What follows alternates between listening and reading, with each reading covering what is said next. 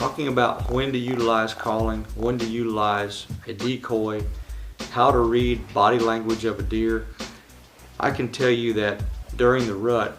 you see an active 3.5, 4.5-year-old deer, 99% of the time when you grunt to him or you snort wheeze to him, especially if he has no doe with him or he's not presently on a doe, he is going to react to that call most of the time positively. About 8:30, I looked in a bottom probably 300 yards away, and I grunted to him, and he immediately about faced and started coming.